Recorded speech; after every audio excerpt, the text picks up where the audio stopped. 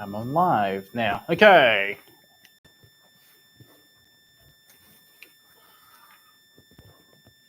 Yeah, that's my live camera. Fancy. Good to see you all back for biology. Been a while. I hope you really enjoyed your holiday. So now you're officially year 11. You always got to study year 11 contents when you go back to schools. And first day back is, I believe that's the 1st of February, Thursday. Is it? Are you going back to the 1st of February, everyone? Okay. It's kind of odd that we never were going back to school on Thursday, though. Okay. But it's good that you only have 2 days in the week one, which means you have to think about it in here. Week one only has 2 days. So time goes really fast once you start your school's terms. Because we only have 10 weeks. Most likely, you will start to get your school assessment from week 7, 8, exam period most likely week 9 and 10. That's March this year.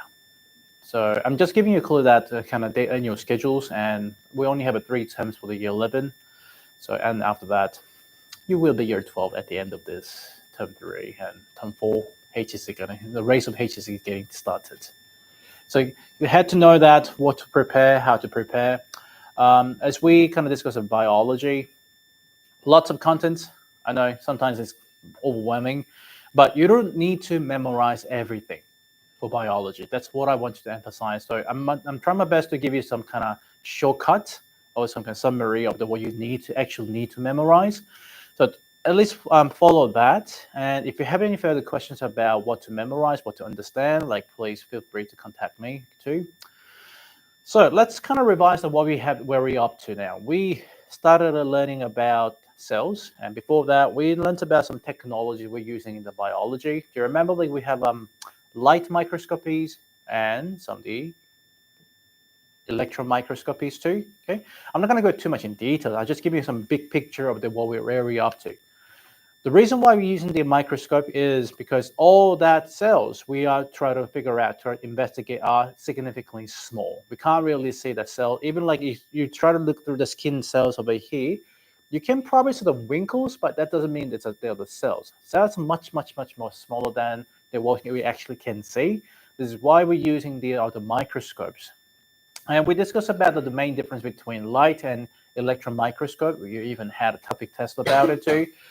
Just spend a little more time. It only takes about maximum 15 minutes to read that through, okay, and just bring it back all what you learned. And then we also learned about some cell structures, and that's where we're up to now. We learned about cell organelles. So I hope you remember all the cells, the functions of cell organelles, including nucleus, okay, mitochondria, cell walls, Golgi bodies, endoplasmic reticulum. You need to know everything. I'm sorry, yes. So just you need, as I said, I'm gonna give you a summary, but you really need to know all the cell organelles. There's up to no more than 10, to be honest. So it's not that complicated to understand. And what I suggest is try to memorize a picture or the photos of the cell diagrams. That is probably the best way to know how their nucleus look like. And then you just need to add a side note to that, the functions of those two. Before we have a break last term, and because of the blackout, we couldn't actually have an extra one. And this is what I try to do before we actually having a break, but things happen. I gave you some lollies and jellies to building up your own cell membrane structures too. So let's talk about this. Let's start with the cell membrane then. Cell membrane. Hey, good. If there's one key word to describe the cell membrane, what would be that key word to describing the cell membrane? Gel. Cell membrane. I'm talking about when we have a cell. I'm talking about these kind of layers. This is called a cell membranes. Just one key word describing that cell membrane. Doesn't matter plant or animal. And I even ask you to make that. Blocks? Honey? Yeah. Phospholipid bilayer. Thank you very much. It's called the phospholipid bilayer. Do not forget that, because you will like basically get all like a keywords question like this. But if we understand like what the phospholipids are, basically they're made with the lipids, which is a fat, phosphorus, okay? And you remember the structure? Hayden, I'm talking about this one. Do you remember the picture? Okay, and I think you use some toothpick to make the the legs of those, making the layers of those like this. Yeah, that is the cell membrane we talked about. Okay, bilayer means that you have the two. So not only one layer of these phospholipids, we have two layers of phospholipids, and inside of the phospholipid, we also have something known as the proteins. And yes, we talked about cholesterol, we talked about glucose, we talked about the functions of that too. You need to memorize them all. Okay, but the best way to is always use the figures and pictures to understand. So there's a protein channels. We have a various proteins we talked about, we discussed about the functions of proteins. I hope I don't see any blank in your topic test, which we were going to have in 2 weeks, including, or maybe next week up to here. Okay. We say, like, because some people are still on holiday, so I don't want to give the topic test straight away, but I need to do the things that I need to do. So that's the kind of proteins that many of the proteins is not only helping the building up the rigid the cell membrane structures, it's also used for the very specific functions. And one of the main functions of the proteins that you have in the cell membrane is something for the transportation.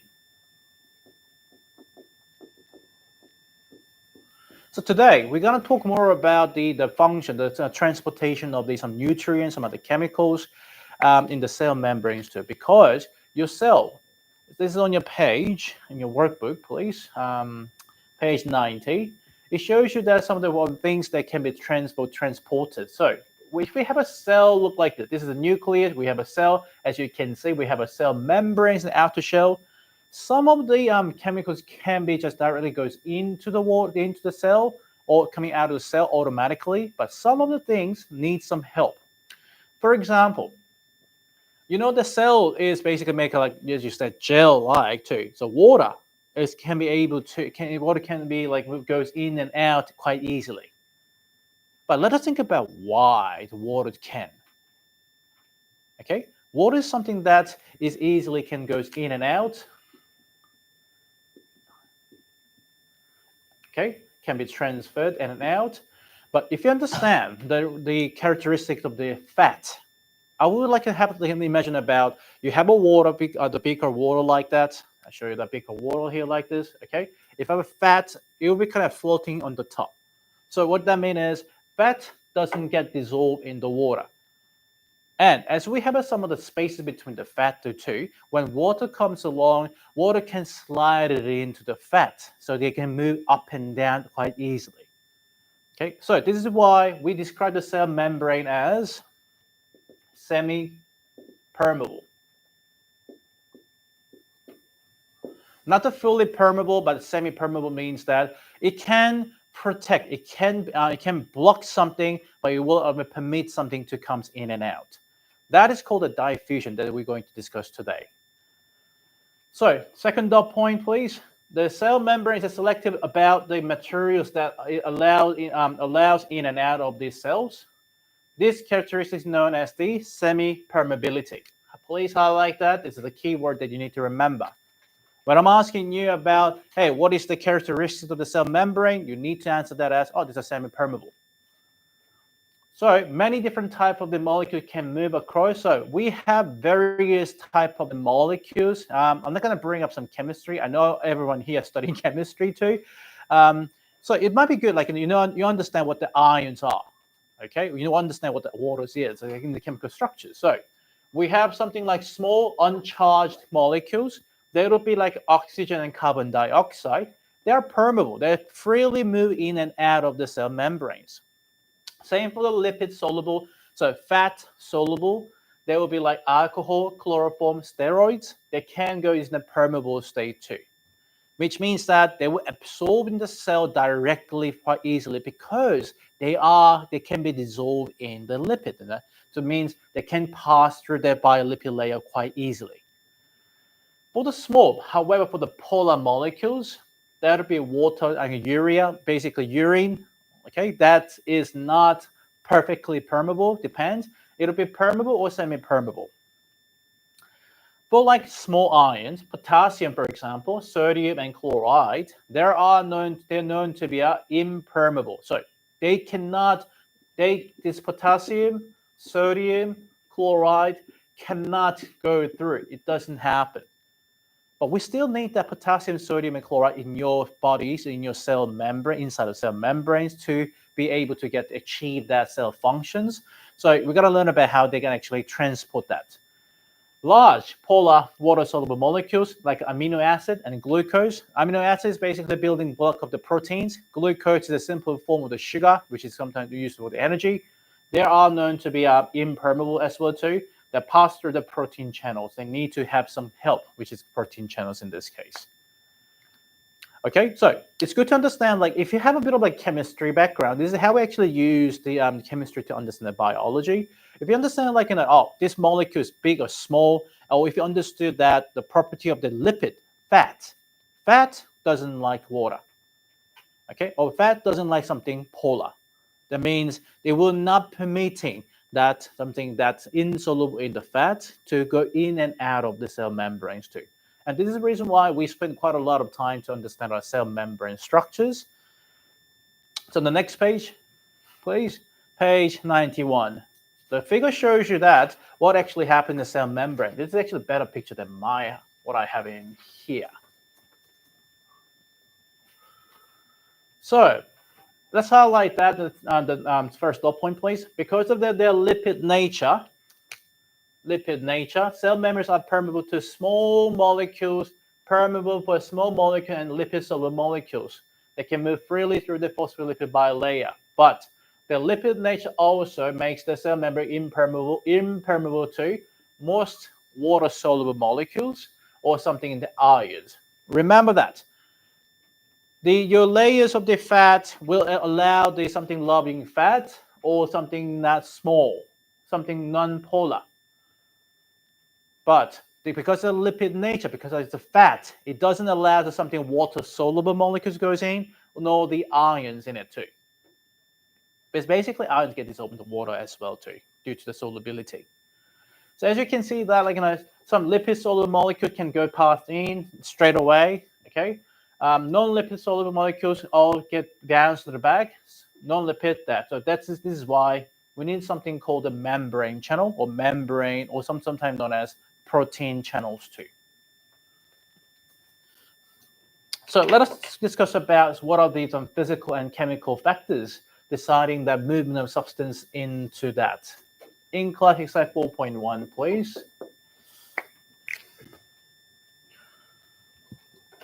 So explain how the following factors affect the movement of the substances across the cell membranes. Provide examples to support your explanation. I'm going to talk more about physical and the chemical factors. I'll show you some demonstration as well too. But write it down as A. For the physical factors, something that making them more better in terms of the permitting the molecules, we have the temperature. We also have the pressure. And lastly, we have the surface area and the thickness of the membrane.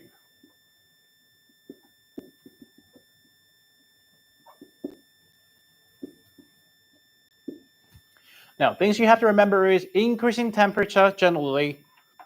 So solubility or permeability get increased when you have high temperature, high in pressure, and small surface area and the thickness. Which makes sense. When something's really hot, think about why you're putting some, when you're cooking the instant noodle, like a ramen, why are you boiling water? Why are you boiling water? Because you know that as you're boiling the water, it increases the temperature. It help you to dissolve. So therefore, it kind of diffuse that soup base or the water, the nutrients in it.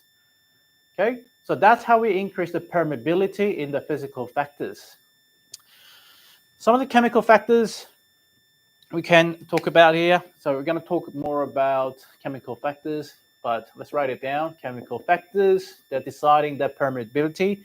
Permeability is something known as the concentration gradient. Now, the gradient. The way you can understand the gradient in science is somewhat something similar to the mathematics too. When I ask you to, hey, find the gradient of the line, you basically find in the slope. Okay, so gradients basically telling you about differences between two.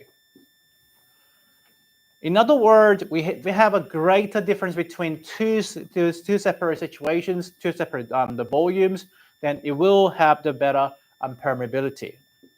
Also, be a charge of the molecules you want to put it into the cell membranes. Then lastly, the molecular size is the last one. So again, permeability gets higher when we have greater or the high concentration gradients. Having the charge means that it's kind of affecting the nut goes into. So because polarity is a charge plus and minus. So having no charge, non-polar, simply no charge, be better, or low or lower charge. Molecular size, think about it here. If I have a really big size of the molecules, it'll be much, it's not so efficient to pass through the membrane. So it'll be better to be smaller to increase the permeability in this case. We're going to talk about more in the details as we're going through some diffusions and some of the factors of the transportation of the nutrients. Any questions up to here about cell membrane structures? I just want you to think about, imagine about biolipid layer with the protein channels all the times when we're talking about this chapter. So let's see the diffusion, and let's prove that. So diffusion, you've probably seen that quite a lot in the diffusion in everyday life. I talked about, when you're boiling water, when you're cooking your instant noodle, okay? Because you know that as soon as, and the water boils, as soon as you put the soup base, it's straight goes diffuse all around. So if you taste the top and bottom of the soup base, like the ramen, it tastes basically the same because we know that the diffuse, the salt, all the nutrients, all like a taste, because diffuse up and top and bottom. So diffusion is something that we know as the move from the movement of the area of the high concentration to the area of the low concentration. The particle moves in the area high concentration, low concentration. This is called a diffusion. Simply, you can see from the ink or the food coloring, put it into the water. You see that from the high concentration, this is really high concentration, concentrated. You see the high concentration here, and you see that this region is a low concentration.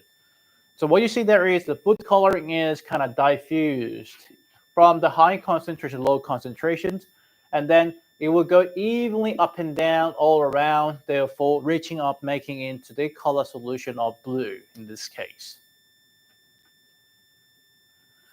Okay, so I can show this quick demonstration as well too. So what I have here is, let's see,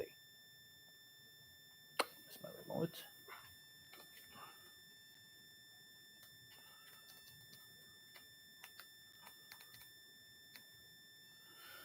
Okay. So I have here on the bench that I have one is the cold water fresh from the tap. This is a slightly boiled, so it's a higher temperature too. So these two have exact 250 mils of the water inside there too. And I have got some color, which is a litmus solution ready here.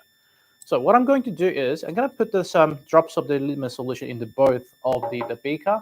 Remember that this on my right-hand side, on your left-hand side is something that's hotter, warmer than this one. So let's see what happens. I'm dropping in some drops of the litmus solution like this. Compare the two. Same amount of drops.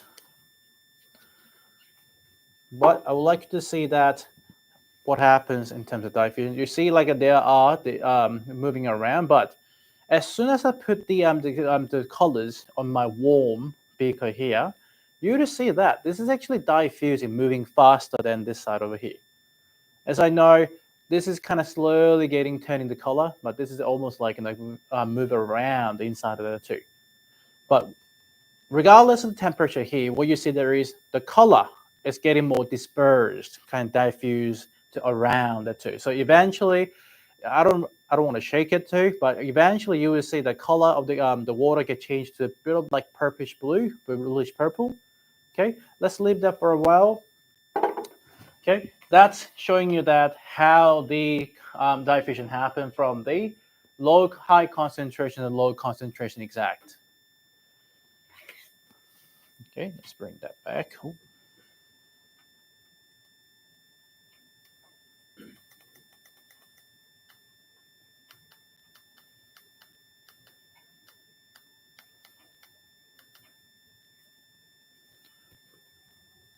Let's go. Okay. So that's what we can think about in terms of diffusion. So diffusion, let's highlight that in here. And the bullet point is called the passive process. Passive process. So once I drop my ink to my water, I do not need to do anything to make it diffused. They are just automatically or passively pass through. So it does not require any energy. This is something that very, very, very important. Okay, so when the concentration moving from the high to low, so let's have a think about the situation that the beaker and the purple color too. When we have that to the drop of ink, kind of disperse in and out, goes that too. So this is passive. So it does not require any energy, which means I don't need to shake it. I don't need to do anything to it. It can disperse. They are making the purple color. And this is something we have here. The area of the high concentration, comparing the concentration of this side here, the high concentration, minus that to the low concentration. If we are able to get these some exact values, so we got to learn about concentration in chemistry later on too. But assume that we know there's a high concentration that's side of the low concentration. If we can quantitatively deduct the value, this is now known as the concentration gradient. Okay, so let's compare it here. Compare on the side that after we have gone through, so we have a situation where a beaker is now showing some bit of like a purple color like this. The inside here will still be highly concentrated. Okay, actually, let's compare.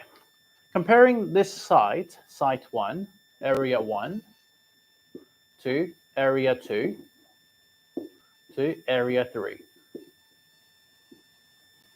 Okay, we have 3 areas. So area 1 is known to be highly concentrated.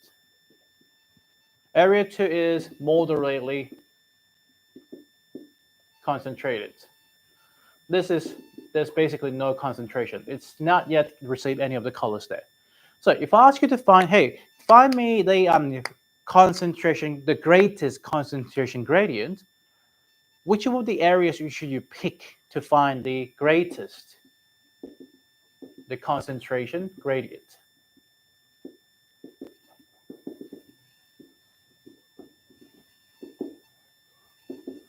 In other words, how to find the biggest difference between the concentration? Highest to the none, which is area. If I find the area concentrate area 1 minus the area 3's concentration, I would be able to get the greatest concentration gradient. Okay. What about like some moderate, the lowest concentration gradient then? Hayden, where would it be the lowest concentration gradient? Lowest. The lowest is in like nothing. Would it be either same area 3 minus area 3? I have no change in the concentration at all too. This is lowest. We mean by zero gradient. Okay, it can also be area 1 minus area 1, isn't it? This also be area 2 minus area 2. That they will not have any of the change or differences. Then do you expect from this, if you only have this area 3, or if you only have area 1, do you expect, would there be any flows of the color particles when we have zero gradient? When we have nothing, there's nothing to move. In other words, when we have the same gradient, same concentration, they wouldn't, why would they bother to move around? Means that there is no need to get diffused into. What about number area 2? Yes, we have 4 color particles in area 2. I mean, they would be staying in the area 2 forever, unless we have some concentration gradient. That is the difference between two concentration. Remember that it always flows from the higher to lower.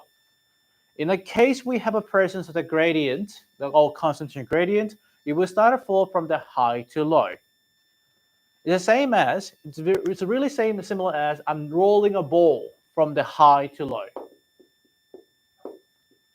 Okay, in here, if I just let the ball flow, let the ball go, I don't need to do anything. This is a passive. Once I just drop the ball, it moves down because I know that it's moving from the higher height to lower height.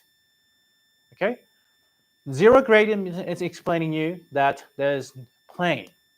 This is something that I'm trying to roll the ball, but it doesn't do. If I need to do it, I probably need to do some work. I need to push that with some energy. This is what I mean by zero gradient. Remember that I'm using a bit of like, if you understand like mathematics, the gradient, I'm using exact same term here. So the gradient means that greater slope or the greater difference between the one point to another point. Therefore, we are able to know that this is a point where you get the greatest, the amount or rate of the diffusion happen. Which means that, in other words, from this region here, area 1, the color particle will move rapidly towards 2, that area 3, which has no particle at all too.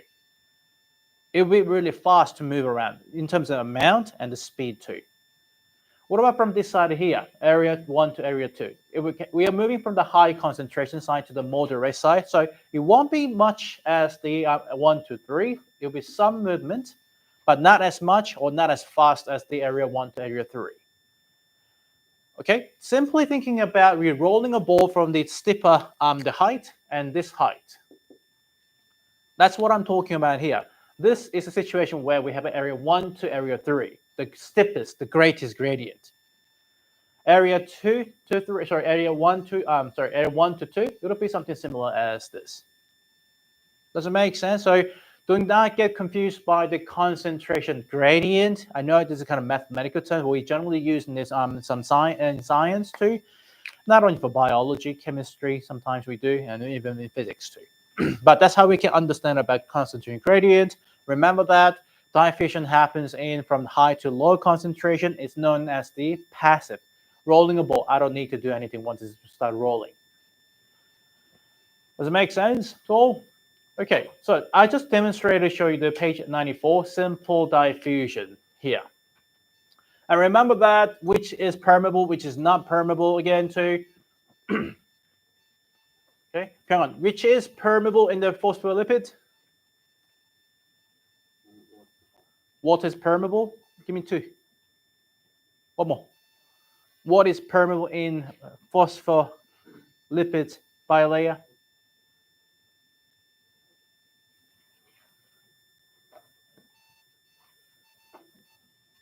Ashley, what is permeable? We just did that like 10 minutes ago. Okay. What are the permeable, which are the permeable in phospholipid? What is permeable? Okay, it means that we don't need to do anything. It's just gonna flow from high to low concentration. What else? Non-polar, small non-polar molecules. Good. Okay. What about the ions? Ions relatively big. They can't. So those are the impermeable and small non-polar or something that dissolve in the fat. Okay, that's soluble in the fat can also be permeable too. Remember those. Don't lose that because they will decide that whether they go through the simple diffusion or something known as active diffusions.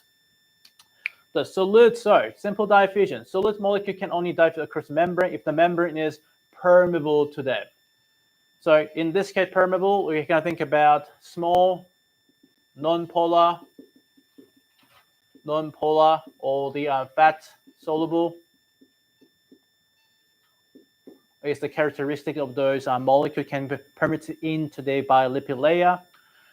The concentrated solid molecule is same on both sides on the membrane. There will always be about the same number moving across either side too. So this shows this diagram shows you that the simple diffusion process. Assume that we have the high concentration of these particles here outside of the cell. As we discussed that, this has the higher concentration, has a lower concentration. So, hang on, is there any concentration gradient in this situation then? Yes, there's a great concentration gradient. Very good. So do you expect, as we have a concentration gradient, do you expect there will be a flows or the diffusion from where to where? There we go. That's it. That's all you need to understand about diffusion. It will move from the high concentration, low concentration, in this case, outer cells, too much chemistry, outer cells to the inner cell. Okay, so as you say that, it will goes in permanently, okay, like a passively without helping of any energy, and then they're reaching to the stage where there is no concentration gradient anymore. In other words, same no concentration gradient or zero concentration gradient is represented as the same concentration on both area. And this is the reason why the color of my solution gets turned into, it doesn't really show the color change a lot, but it turns into like a purple over the time.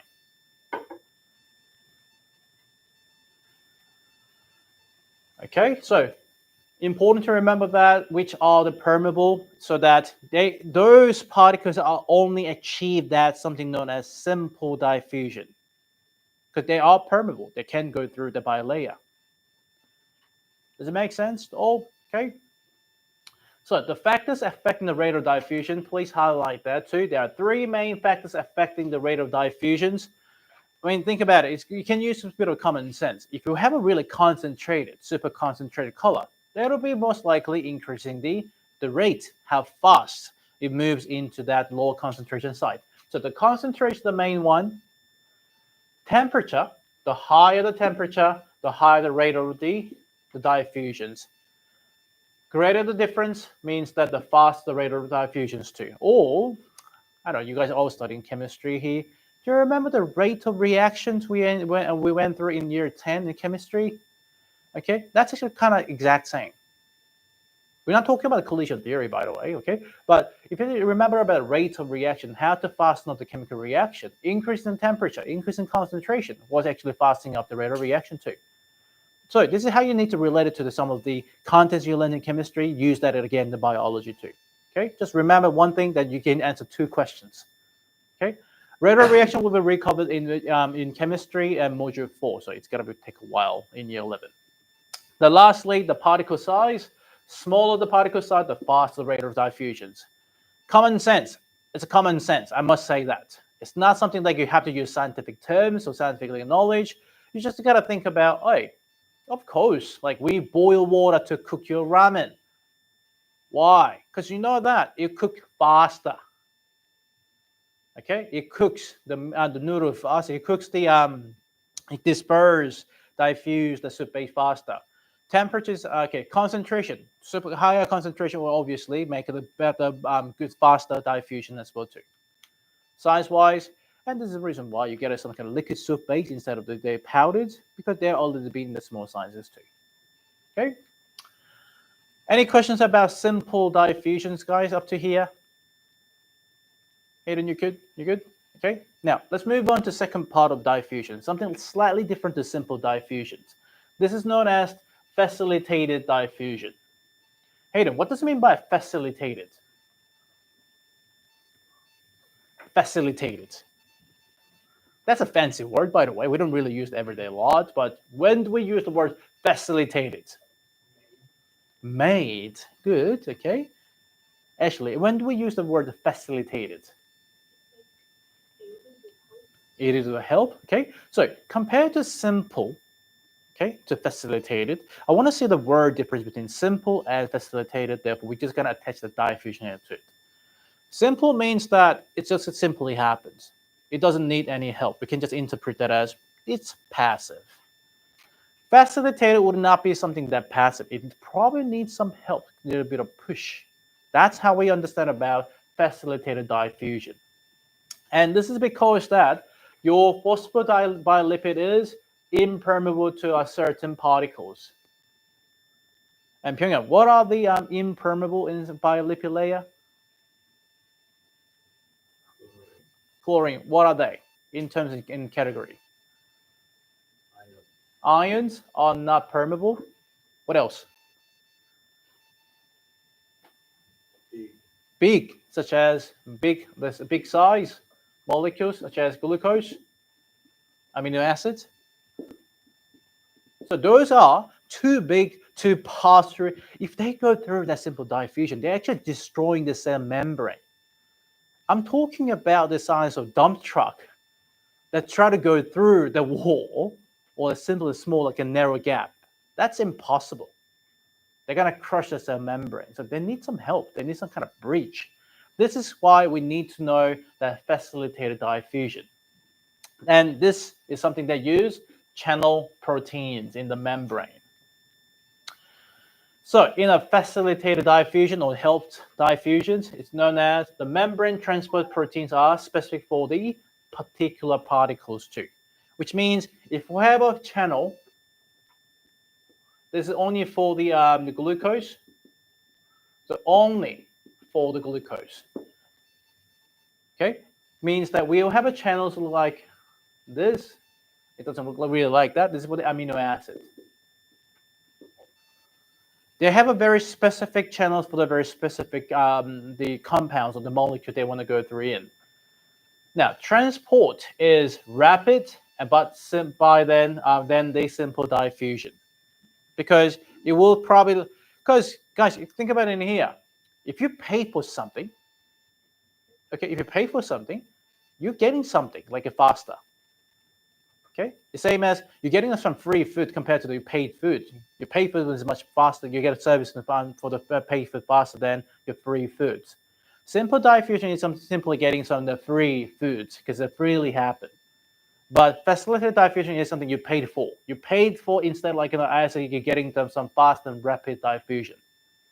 Does it make sense? But what they're paying here is not the money. They're paying for their energy to get it transported. So the transport protein also can be saturated, means they're fully occupied. They're not working anymore as their concentration of transported substance increases. And transport of the one particle may be inhibited by the presence of the another particle that uses the same transport proteins. Which means if I have one in here, there's another one cannot come in. It's only one for one. That's what I mean by the stop point.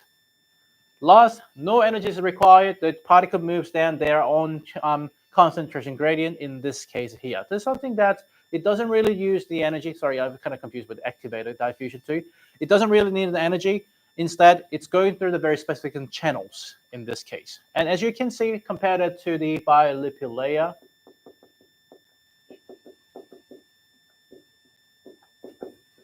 just imagine that. Something try to goes in and that. This has a bigger gap, okay, bigger like a narrow, more wide the tunnel or channel, so it's much faster to go through that in here. Compared to they try to pass through that in, it's much takes a longer period of time and the energy sometimes. Well, both of them are known to be passive.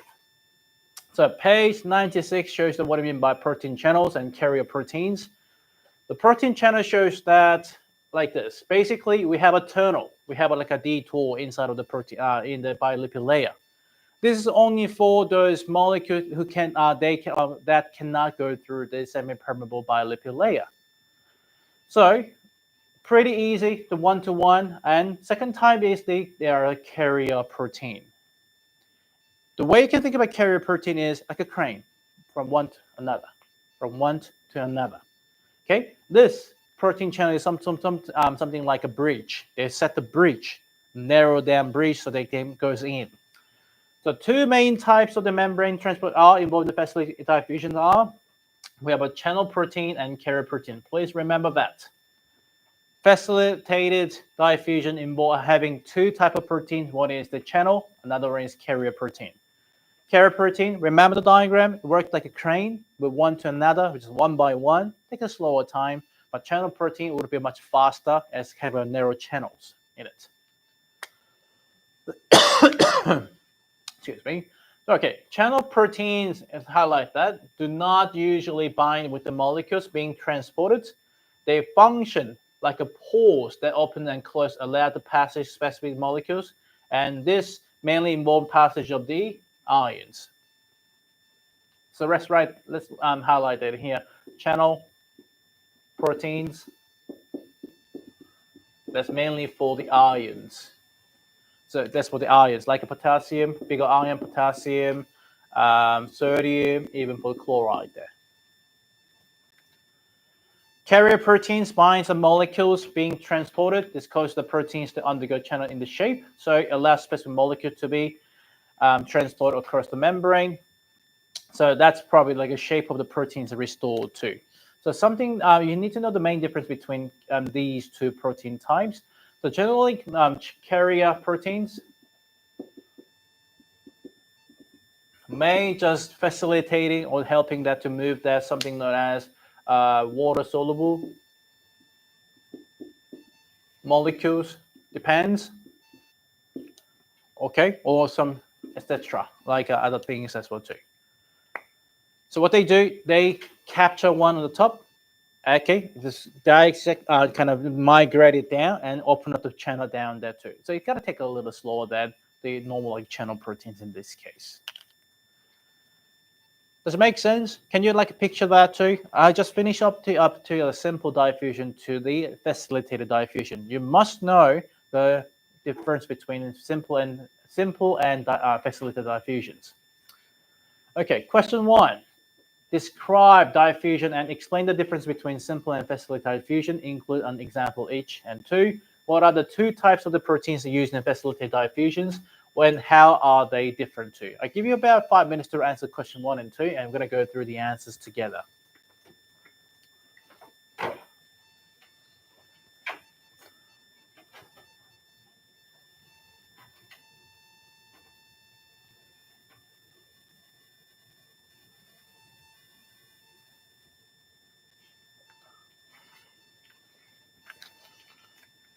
So what you can do for the question 1 is you can construct a table, simple diffusion,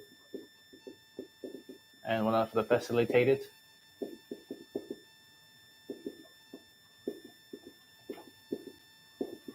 Diffusion there. And you may talk about the main differences.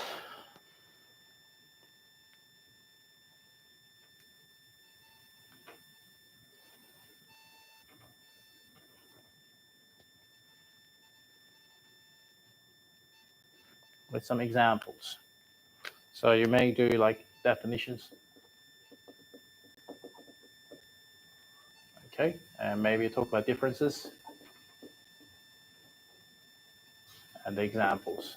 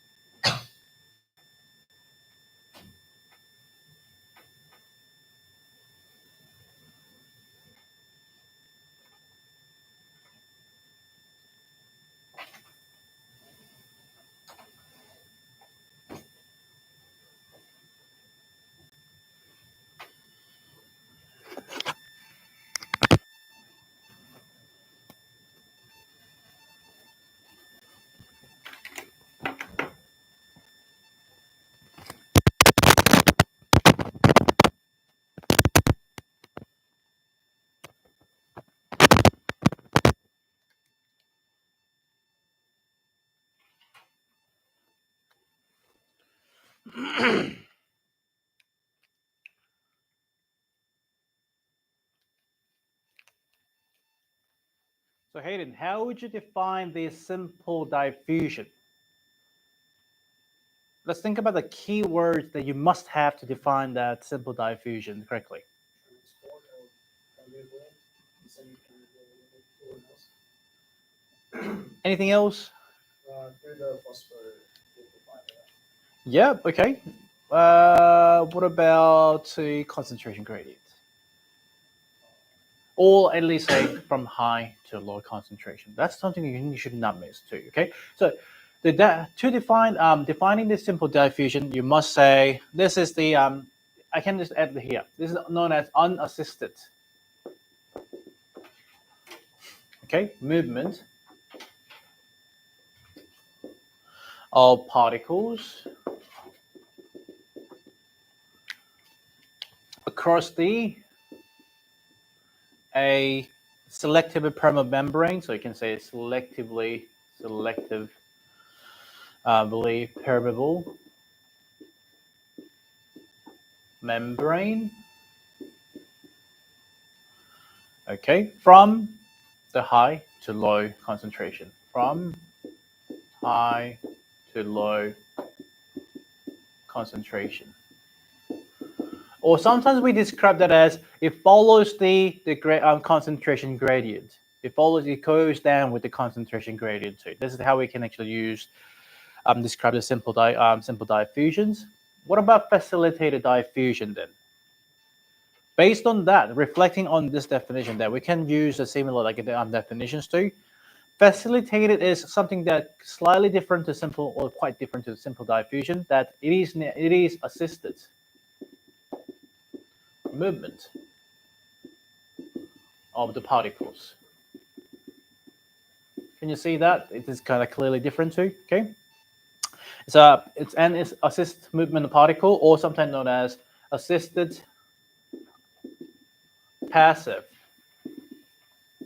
Still be the passive for both in here. Passive transport. That involves in the assisted movement of the particles, and then through the what part? Through the specific transport proteins or protein channels in this case. So what is the main differences? As we define them correctly, we kind of spot the difference between simple and facilitated diffusion. That is, one is unassisted at all. Okay. Second one is assisted. But what about the common? What about the similarity between simple and facilitated diffusions? Both of them are passive. They do not need any energy. Okay, so both of them passive. Secondly, they are following the concentration gradient, which means even for the facilitated diffusion, it's coming from the high concentration, low concentration all the times. Doesn't go against that gradient. Okay, examples. For the simple diffusion, we have many, like some other molecules. I'm giving that example of the oxygen gas and CO2 gas. They can be easily get diffused through the semi-permeable bilipid layer because we are doing some gas exchange from your. Think about your lungs. So assume that we have a lung cells, our alveoli from your lungs. Okay, what happened here is because inside of that we have oxygen goes in, out, O2 coming in, or the CO2 goes in here like that. It doesn't need, when you inhale and exhale, you don't really need to use the energy for the exchange of gases because O2 inside here, it simply means we have a high concentration of oxygen inside of the alveoli and coming back to like some of the cells. CO2 from the cells to the alveoli. This is how we do the gas exchange. We're going to cover some gas exchange later on in module 2, but you're going to bring back the diffusions again. So this is the time you need to understand. Get the essence of the diffusions before so you don't need to revise it again. Example of the facilitated diffusion, we use the glucose. Get facilitated diffused into cell. It's a polar molecules, and this is using some protein passage gateway, so they're using the channels by channel proteins. Okay. So in summary, both of those are involved in the movement of substance from high to low concentration. The main difference is one is assisted, one is not assisted.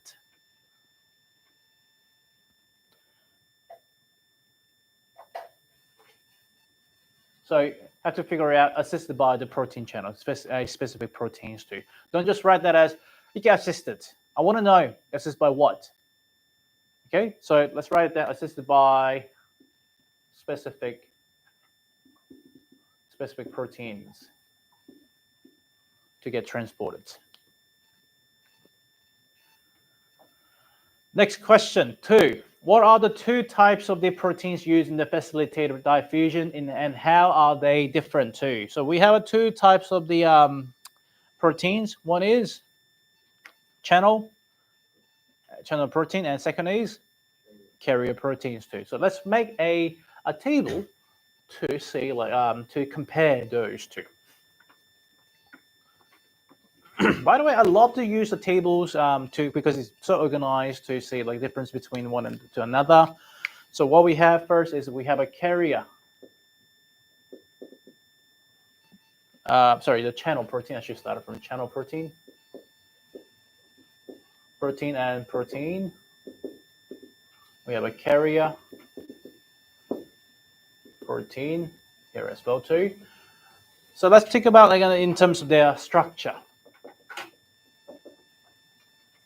and their mechanism. Then lastly, their regulations. How they are controlled or regulated. So in terms of structure of the channel proteins, they're known to be it's made with the channels, or sometimes known as pores, like a big of hole in the cell membrane. In cell membrane, and it's specific to certain ions and molecules too. So there are create the passage or passageway. I described that as kind of channel or the bridge through the which ions or small molecules. So molecules can move by diffusion.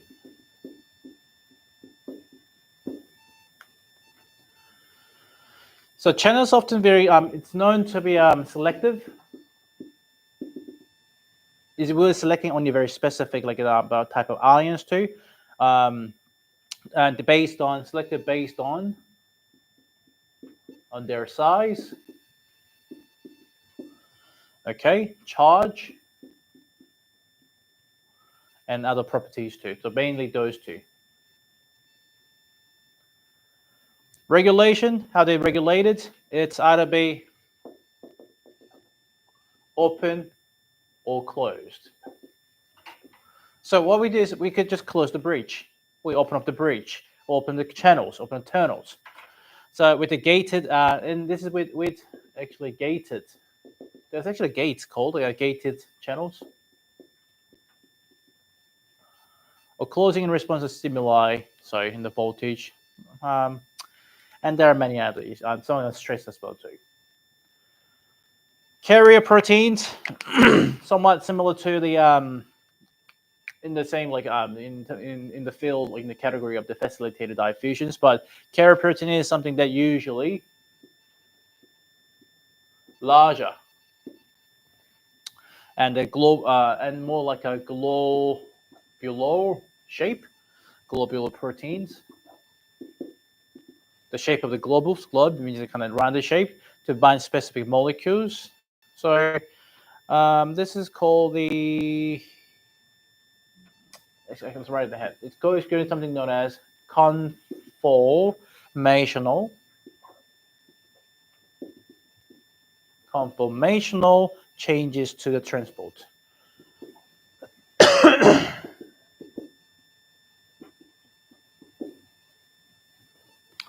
Mechanism. They works by binding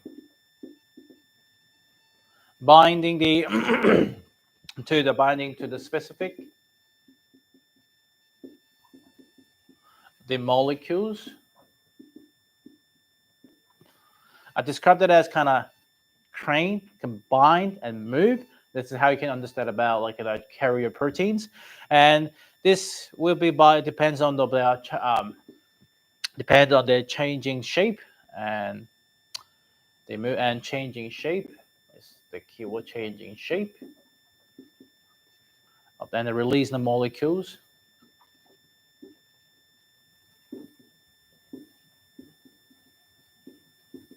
to the other side.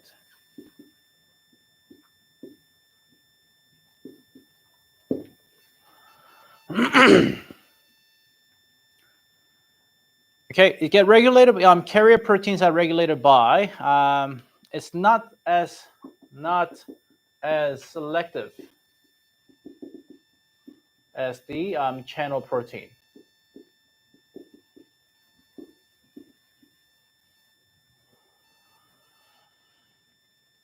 But their concentration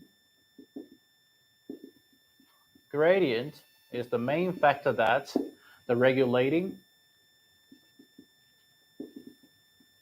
the binding. Try to understand the point affinity. AFF affinity. This means that how strong the bounded.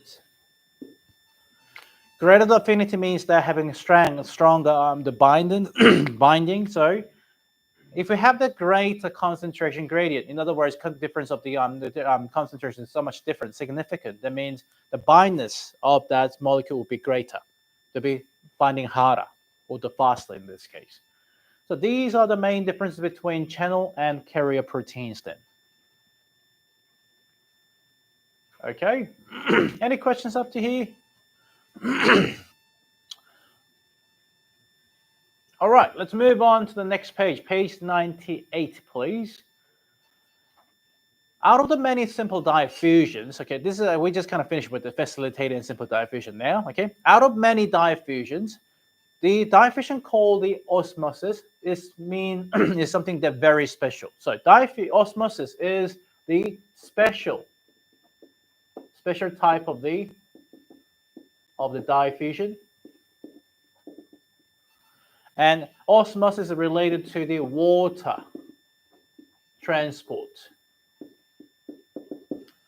Unlike the previous diffusion we studied there, we do not really concern about what is get transported. We just thought about like their characteristics.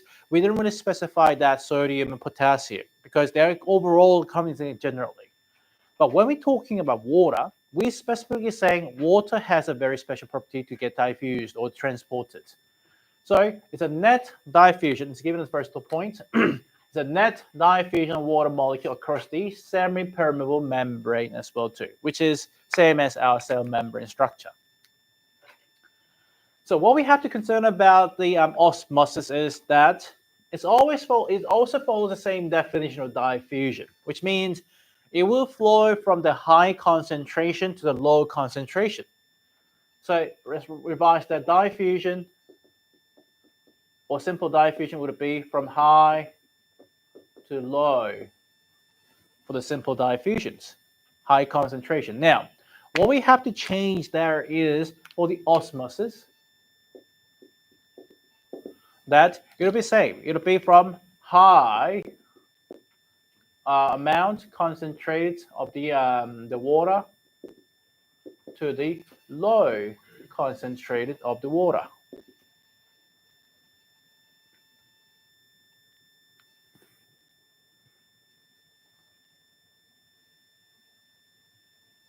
Okay, so this is something that's very different. For example, assume that we have, it's given over here, you have a salt solution that's kind of like used a semi-permeable membrane. One side there has high concentration of, not the water by the way, a high concentration of the salt. High concentrated salt. We have a low concentrated salt and kind of divided by the semi-permeable membrane. Then what we see there is, because the salt cannot go through, remember that semi-permeable means salt is something that polar. It cannot go through the semi-permeable membrane. The salt will stay the same, but it's only the water can permeate it in and out of the membrane. Now what happened is, you're seeing that waters get transported or diffused from the high concentrated salt to the low to the high concentration. Okay, this is something that could be making you confused, because we just defined that diffusion happens from high to low concentration, but this seems like going against. So this is something that you have to differentiate and you have to understand. Diffusion, when we're talking about diffusion, you're talking about diffusion of the molecules. Okay, that'll be flow from the high concentration to the low concentration. Does it make sense? So, for example, if the salt is able to be moved, as we don't have any membrane there, salt will obviously move from the high concentrated part to the low concentrated part, just like the color in your water. Now, when we just focus on to the water, this something that interesting things happen. When we're blocking that with using something known as semi-permeable membrane, so that salt, all the other things cannot be permeated into, then it'll only be the water that moves into the low concentration, the high concentration of the salt.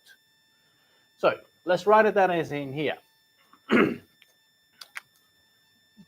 In a presence of the semi-permeable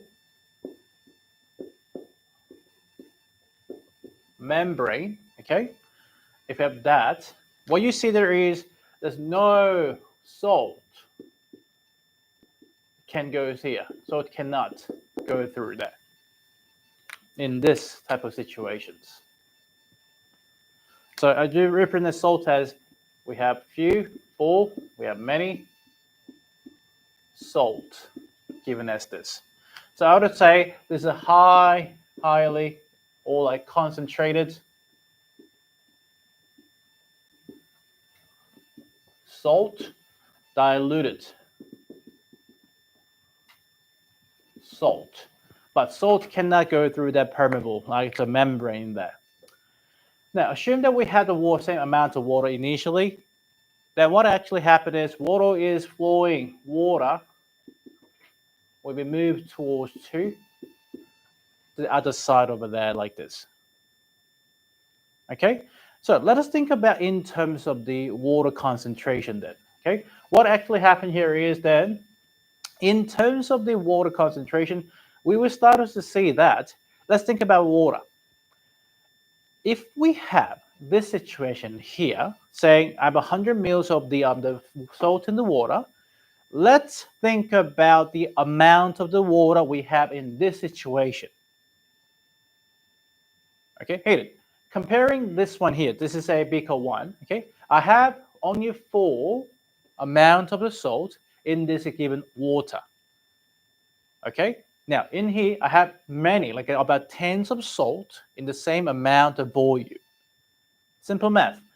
In which side do you think we have a more amount of water? On that side, because simply because diluted salt means that we have less amount of the salt is available, and if they have the same volume, this means greater water is amount is available in this case. Does it make sense to all? Having the diluted solution means that we have lots of waters available in this case. Same in here. Concentrated salt means that we have the greater amount of the salt. Therefore, it will give leading that to less amount of the water. Then in situation here like that. Does it make sense? Then I'm using the same terminology, same definition we define the diffusions.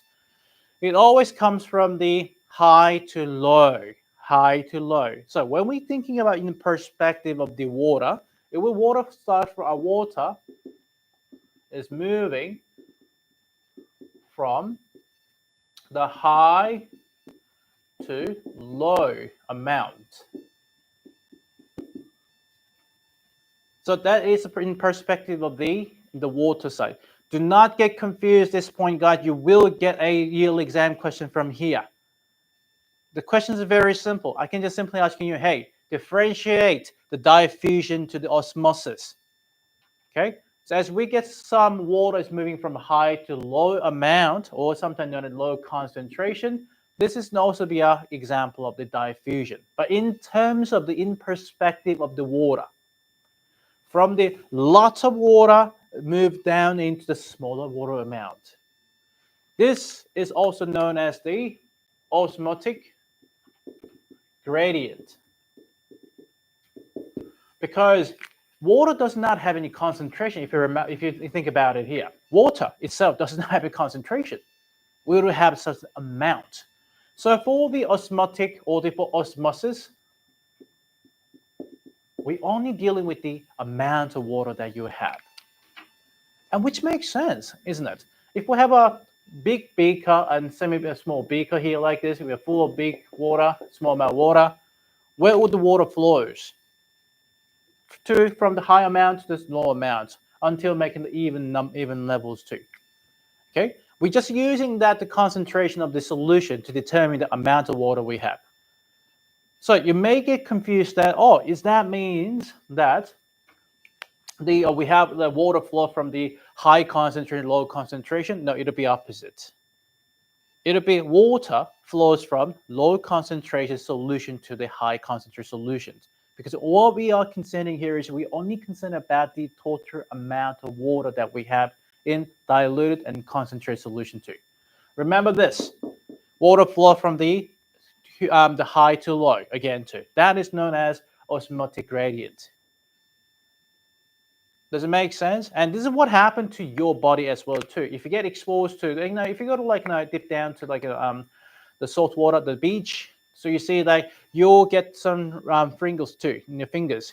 You see some your water comes out of your body to the salt water too, because water is easily get diffused. Okay, and due to the osmosis that you have a greater concentration of salt outside than your inside, water is moving from in to out. Does it make sense too? That's something that you should not confuse again too. When we're talking about osmosis, net diffusion of water in semi-permeable membrane is from diluted to the concentrated solution along its own concentration gradient.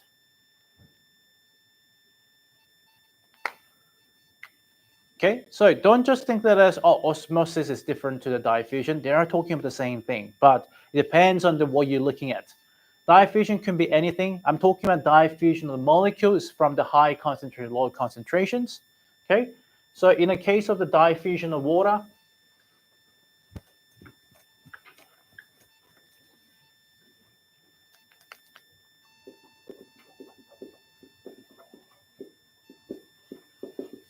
would it be high concentration from low concentration to the high concentration? Remember this. Please remember this, and remember this diagram too. Water flows from the high amount, huge amount to low amount. That's what it simply means here. It simply means high, huge, greater amount of the water to the lower amount of the water. Again, highly concentrated solution means that we have a less amount of water in there. Okay, so it still follows some sort of gradient known as osmotic gradient in this case. We can't use the diffusion, the concentration gradient anymore for the osmosis.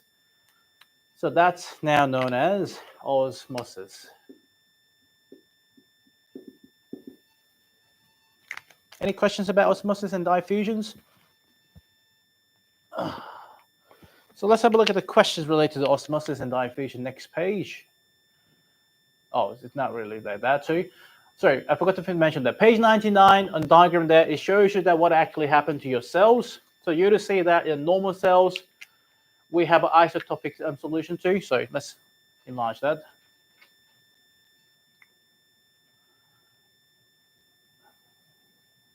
Okay, so if we have good balance of the water in and out, okay, especially the blood cells, we call it isotonic solution to form two. You get a good flows of the in and out of the water. Same for the normal and same for like another plant cell too. But when you get a hypotonic, remember the hypo stands for the under. Where is under? Where is under? We have, this means that it's a high concentration, it's a more high concentration outside. Sorry, low concentration, I should say. The low concentration, the high concentration. And guys, this is what happened. If you eat something salty in the night before you go to sleep, when you wake up in the morning, you feel like it's swelling in your body. Where is that coming from? Because your body cells absorb, as they have a high salt concentration, they absorb more water. Does it make sense? You feel like you get more swollen when you're having salt inside your body. Opposite thing happens to a hypertonic situation. We have a high concentration in the outer cell, and we have a low concentration. This is what happens if you don't have insufficient amount of salt in your body, or when you put yourself into the salt water too much, that you're exposing to the high concentration external environment, so that water is escaping from your body to outside too. And that is how you make a kimchi, fermented food. You're thinking about it too. We put the salt a lot in the veggies. What happened there is the water from the cells, the veggie cells, coming out because of the salt. Okay, that's called using the hypertonic solution forms too, or using the osmosis. Okay, and in like making some fermented food, yeah, we use the hypertonic process using the osmosis. Even though they didn't know the name of the osmosis, they knew that injecting water out of the cells, the veggie cells, they can preserve that because absence of the water means that they are regulating the bacteria movements as well too. Pretty interesting if you think about just biology in the everyday uses, not only for like I said biologies. So could you answer this question then next page? Describe the process of osmosis and actually let's do question 2 only. What is the relationship between the diffusion and osmosis, please? Question 2.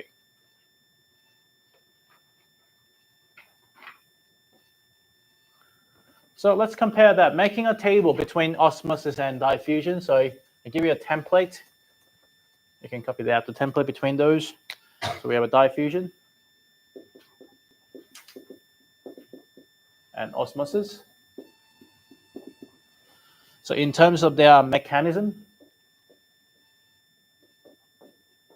how they are working, in terms of their movement, along a concentration gradient.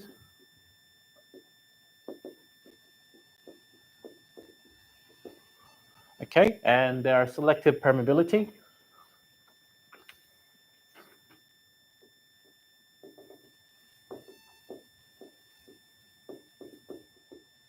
And the last, and let's talk about equilibrium too. Equal like concentration on both sides in this case, and maybe some influence of temperature. That's like a side note, but we can think about this too.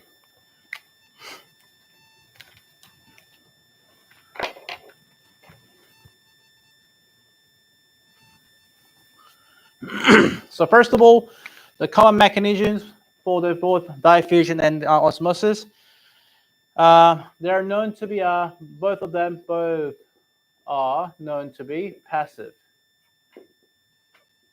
transport.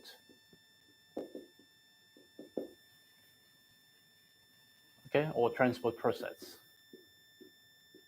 With a better words, description, meaning that they do not required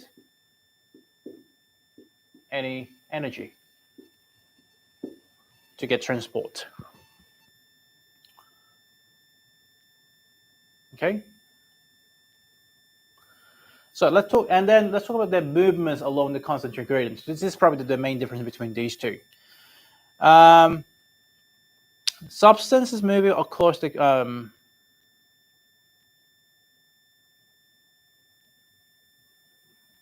both of them. Okay, let's say both are inducing movement from high to low concentration, or along with the gradient. So diffusion from high concentration to low concentrations, water from high amount of water to low amount of water. Okay, but the similar the osmosis is specifically movement. This is only for specifically for water only. In purple.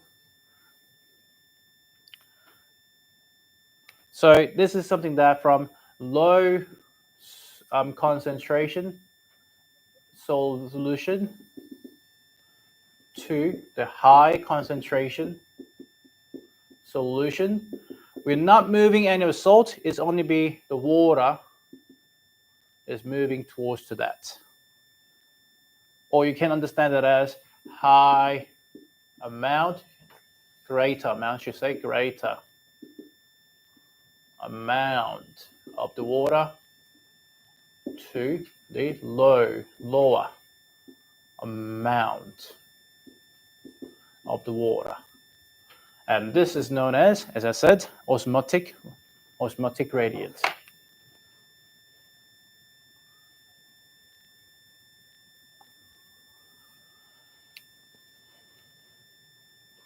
Okay, selective permeability. Both of those are moving across the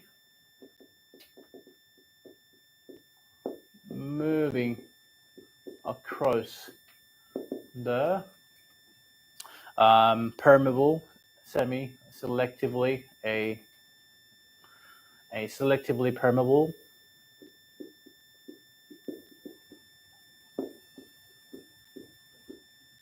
membrane. Okay, we're not going to talk about like facilitated or simple diffusion, but it simply means it can pass you through. Okay, and influence on temperatures, similarities, equilibrium is the ultimate goal is at the end of the transport, all that molecules and water come to the something we know the equal concentration on both sides. That's what we call the equilibrium. They reach the equilibrium state. And temperature-wise, they influence by temperature. So it simply means higher the temp, induce the greater, or the faster.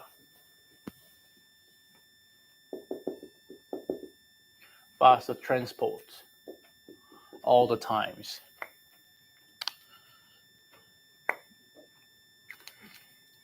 Okay, remember that diffusion only for a type of particle solute from the area from the higher to low, and osmosis can be quite different too.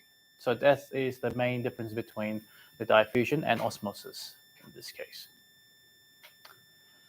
Okay, I'll leave that for now. Isotopic and hypertonic, I kind of explained that what are they, so you can just answer that questions in your own. Any questions up to here? Chapter 4-1. If you don't, okay, we're going to have a short break and move on to chapter 4-2 today.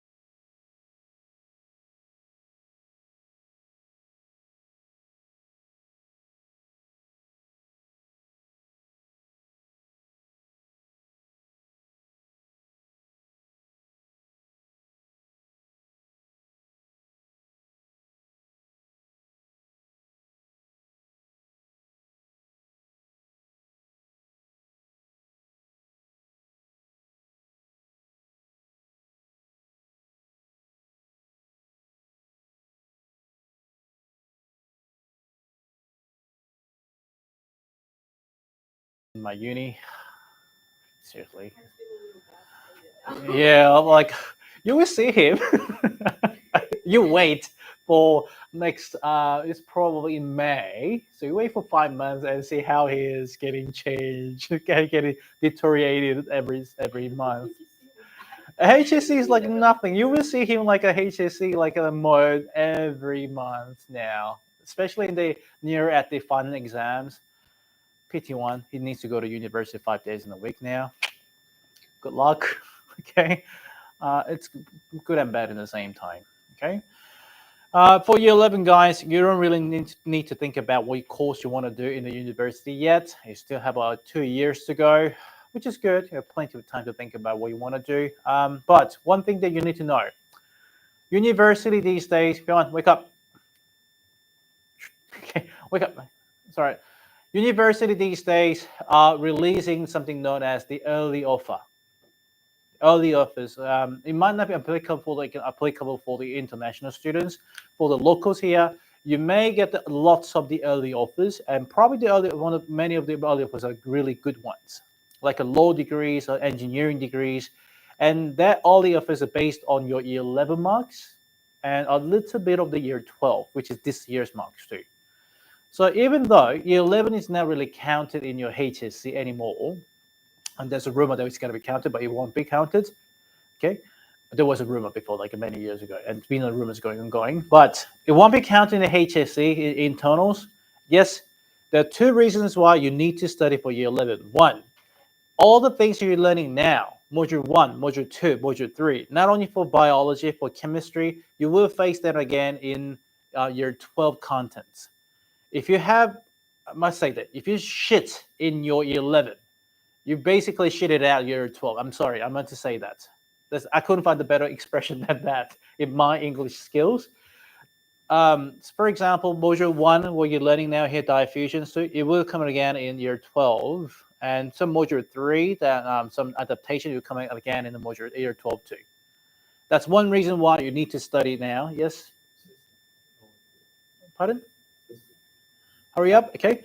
So this is one reason why you need to study year 11 contents. 2, Hayden, this is for you too. Study year 11 tight, that you may get some early offer from the university. The offer you may like, or you may or may not like, okay? The offer, if you accept the offer, let me tell you one good thing about it. You don't need to really focus on the HSC. You still need to take it, but you don't need to care about ATA because you got the offer from the university. That's what if you get the offer you wanted it. And that's based on the year 11 marks and term 4 of the year 12. So university looking up your year 11 and 12 works, a bit of that, and they give you all the offer in next year, probably in July too.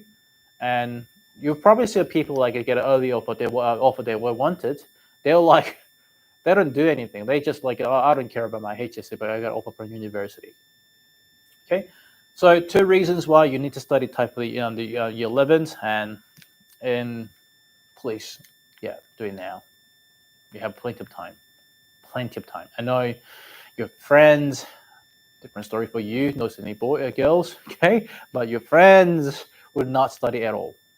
They will like, just organize and work to go tomorrow, okay? It's a Saturday, basically. Oh, let's go to the beach, let's go to somewhere, let's go to like a norebang, whatever, okay, I know, enjoy that too, because you can't enjoy that in year 12 anymore too, but enjoy the bit of that moment, but still do the things that you need to finish every week. I'm glad you come back in the 3rd week of your holiday, so we all only have 3 weeks to go for this holiday time too. Depends how much you do in this holiday. You will see the big difference in when you start the schools next term, which is coming in a few weeks. Okay, that's all I can tell about my quick advice for year 11 studies. If you have any questions about how to study some of the subjects, let me know. Like I can give you some quick advice too, my recommendations too. But at the end, you need to find a way to study that suits you. All right. Let's move on to the next chapter. Page. This is a page. Page 110, please. We're going to talk about some active transport in the continuation of all the diffusions that we went through today. It sounds like it's been a while, but yeah, we just learned about passive transport, believe it or not. We just started, and we kind of finished the passive transport. So out of the field, inside the field of the passive transport, we have two typical type of the passive transport. One is diffusion, also known as simple diffusions. Facilitated diffusions that using the very specific proteins, whether that'll be a carrier proteins or the channel proteins. So we talked about those here. And this follows this. From the high concentration to the low concentration, they do not require any energy. It just flows naturally from high to low. But when we're talking about active transport, it'll be something that completely opposite. So let us think about meaning of the active versus the passive. When we say passive, there's no energy required. So when we say active, this means energy is required now. All right. So every single time they're transporting the molecules or chemicals, they're using the energy. They're paid for that too. In this case, they're really paid for that to get transported. Why? Because passive transport is always from high to low for the concentration gradient, but for the active, because they paid, they don't really need to care about what stage they're in. Okay, it could be high or low to, even for the high to the low.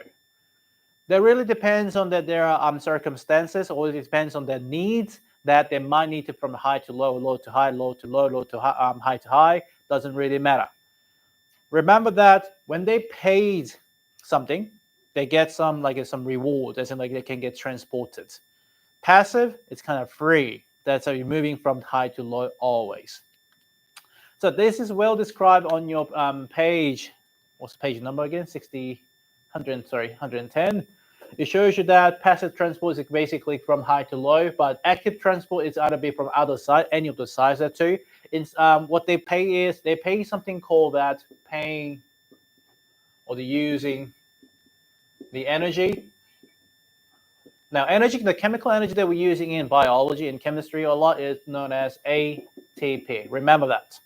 ATP is simply beyond energy, type performance of energy. We talked about it when we talked about mitochondria. Okay, the producing the ATP, that's put up like chemicals too. It's simply beyond energy. Okay. So page 111, it shows the really. This is a fantastic. This is a really good diagram. It shows you that difference between transport and diffusion and the osmosis too. All right, what you can see here is, first of all, diffusion and facilitated diffusion is coming from the high concentrated particle to low concentrated particle. So it follows along with the concentration gradient. And it's the movement of the type of the molecules, and it does not require any energy. Guys, I tell you, memorize this. This diagram and everything in the definitions too. This is the kind of perfect model answer for every single time you get questions about diffusion, osmosis, and active transport, sorry. Osmosis, we just discussed about osmosis. It's coming from where? The high amount of water to low amount of water. We're not dealing with the concentration. We're dealing with the amount of water that we have. So remember that the lower the concentration solute means we have a greater amount of water. It flows from the greater amount of water to low amount of water. We call that as, again, osmotic gradient. So it's along with the concentration gradient from the low to high concentration of water molecule to low concentration of water molecules. Remember that, okay? So it's known as the passive transport as well too. It doesn't require any money, so it doesn't require any energy. For the active transport, however, it can be movement against the concentration gradient. I mean, it depends, but they can move across from the low to high. They can move from low to high by paying some ATP, which is kind of like energy. So this is also known to be selectively permeable membrane from low to high. It means from high to high as well too, if they just pay sufficient amount of the ATP. Okay, this is the one that requires the energy. And generally they require from moving from low to high. So we sometimes say this active transport is going against that concentration gradient. These two are going along with the concentration gradient, just like a rolling a ball downstairs, going down along with the stairs, going down with the slope. But this, you actually need to push it if you want to push the ball up. That's how you need to modeling the active transport to the some passive transport you given in here. Okay, so in class exercise 4.4 is actually a school exam question I brought up. That's what we had before. And you're all asked to compare and contrast the active transport to facilitated diffusion and osmosis.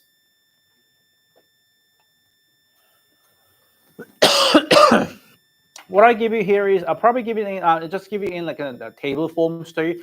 But as you remember, remember that in an exam you're not allowed to give your answer in table. You can use a table to helping you to write a better answer, like a guiding you or the kind of planning, but you need to write in sentences. So let's talk about some active transport. Let's just summarize the point. Facilitated diffusion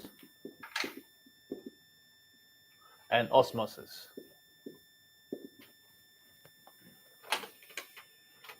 Okay, so to compare that, we probably need to think about the mechanisms.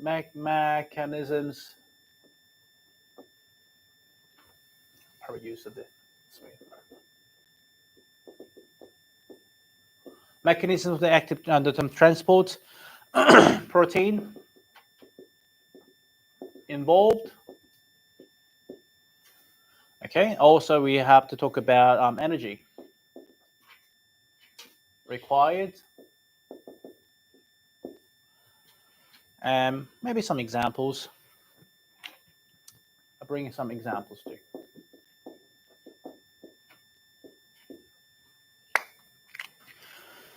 So let's start from active transport. Active transport is known to be what? Process of that move substance against. Move transport, generally going again, the concentration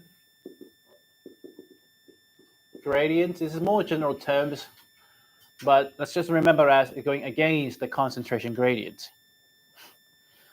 For the facilitated diffusion, it's going transport along with the concentration.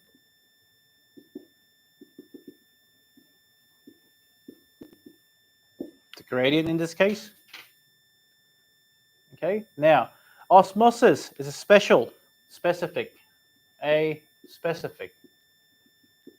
diffusion that movement of the water molecules. So it's from the low diffusion that from water transport or the movement from, let's focus on the concentration, low concentration to the high concentration of the solution.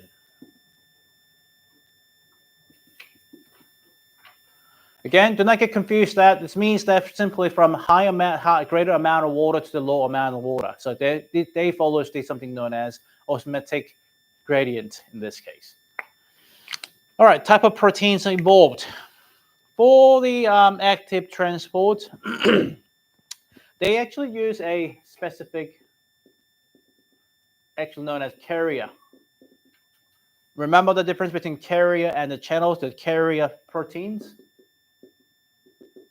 are involved in the active transport. Okay, the pump substance across the membrane and against the but for the facilitated diffusion, we have a two type. One is the channel proteins, and also we have a carrier proteins. But this carrier protein is somewhat different to the proteins that are in the active transport.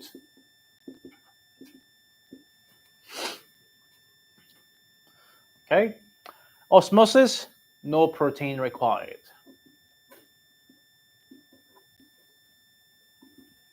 It's simply transported through the semi-permeable membrane. All right, energy required. For the active transport, as we can get from the name, it requires energy. Requires the energy ATP. For the facilitated and osmosis, there's no energy required for both of them.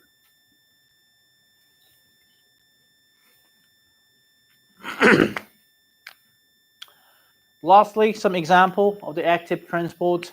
We have something called known as the sodium and potassium, sodium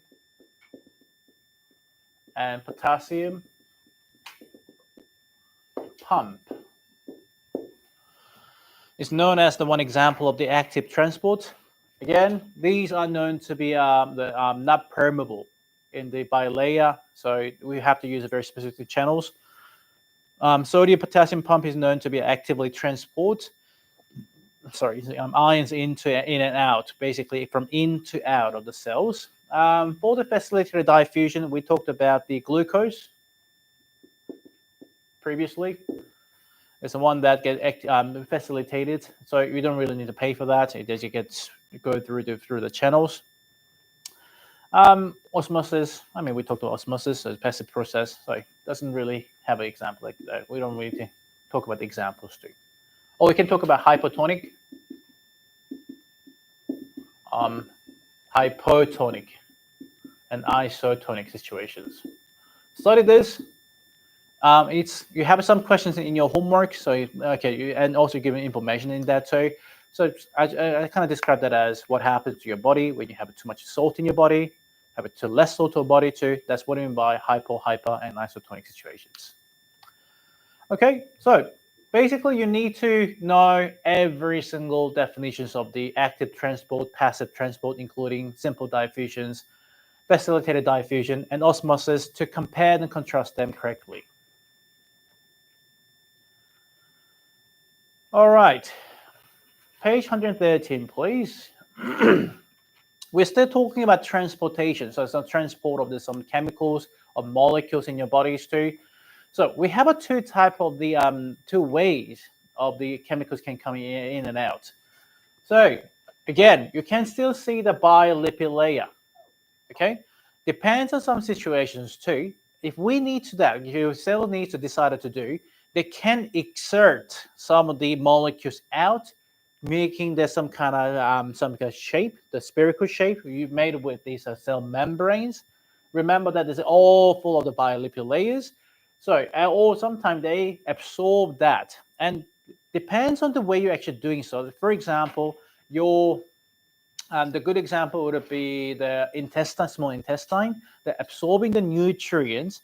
They actually is using something process called the endocytosis.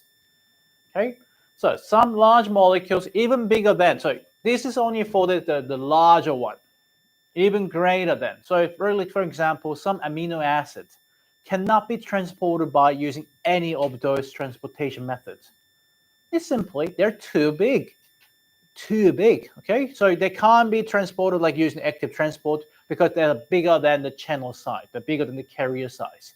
In that case, cell decided to either kind of wrap those molecules and just introduce or out of the cells. That's known as the endocytosis and exocytosis. And this requires, obviously, it looks like a kind of hard work. It requires some energy. They need to pay for that. So let's talk about endocytosis, page 114, please. In endocytosis, the cell takes in material in bulk by forming new vesicles from the cell membranes. So during that, the small area of the cell membrane sinks inwards to form pockets. As the pockets, so like that, forming new vesicles, okay, in the materials. small area of the cell membrane with pocket. So as the pocket deepens, materials near the cell membrane are enclosed by the membrane, which they pinches off the form of the vesicles. The vesicles then transport the substance to where it is required within the cell. So what I mean here is, it's described well in this diagram over here. Substance outside of the cells get pinched by the solid particles, by the cell membranes, and they're forming something known as vesicle inside. Okay, those vesicles now get transported by the coat proteins. Depends on where it needs to go. It gets, so you can think of like this is the kind of what DHL or the fast courier, okay, or the postman. They're carrying that now with the berg. So obviously, when you get some parcels, you need to pay for that. Same in here. They need to pay for that amount of energy they use to transport that the molecules in this case. So there are three types of the endocytosis. Please highlight this. One, we have the phagocytosis. The phagocytosis means that we are having some wrapping the temporally cytoplasmic extensions called the pseudopodia. Pseudopodia means false fit. That means the pseudopodia. So this forms a membrane-bound structure known as phagocytes, and materials be digested when the food vesicles are fused in the lysosome that contains the enzymes too. So basically, this is something that will happen in your small intestine. We are absorbing the nutrients that's bigger than they absorbed by the cell membranes. So what we do, phagocytosis. Remember that you probably see that phagocytosis quite a lot. Means they're eating. It simply means they're self-eating. Okay. Pinocytosis is the cell membrane engulfs the liquid that contain dissolved molecules. So instead of they're taking that molecule itself, they're taking with some water inside to it. That's known as the pinocytosis. Third type is receptor-mediated endocytosis. It's the type of the pinocytosis that engulfs the specific substances. This time, protein receptor located on the surface of the cell membrane respond to the particular molecules, binding to the molecules that triggering the engulfments of the substance into the cells too. So three types: phagocytosis, pinocytosis, receptor-mediated endocytosis. There are three types of the endocytosis that's currently happening inside your body even now. Of course, you need to know the main difference between them two. So phagocytosis, as we talked about, the main special feature of phagocytosis is that we have a phagocytes, okay, produced, and it's actually dissolving that as a whole. Pinocytosis, basically absorbing with some of the solvent or the water or the liquids in the case. Receptor-mediated one is using the protein receptors for that. All right.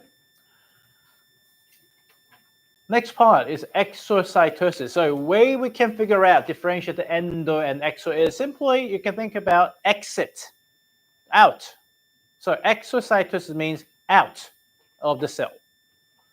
So sometimes you need to get something out of your cell. But what if we have something that inside the cell is too big that it cannot be transported by all the channels? Then they decided to use the way called the exocytosis.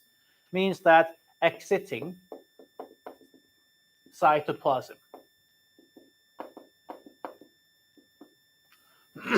Okay? The way they do that is pretty similar to the endocytosis, that the vesicles, membrane, and it's based started with the secretory vesicle membrane, and the cell membrane comes into contact. That means they make a vesicle inside. So, excuse me, the fluid and dynamic nature of the cell membrane then enable their two membranes to fuse. Okay, the vesicle membrane becomes a permanent part of the cell membrane after that. The cell membrane is continuously recycled as a vesicle fused during the exocytosis and are conversely formed and released during the endocytosis. So this is the one of the benefits having the phosphobiolipid as well too. That they are quite easy to be broken down, but easy to get rejoined as you build the cell membrane models last time too. Okay. Oh, by the way, you probably make some membranes without using the lollies, maybe. Okay, maybe something else too. May or may not. More likely to you do it. But because they are so fragile, but they still be flexible to be joined again too. This is why endocytosis and exocytosis is kind of possible.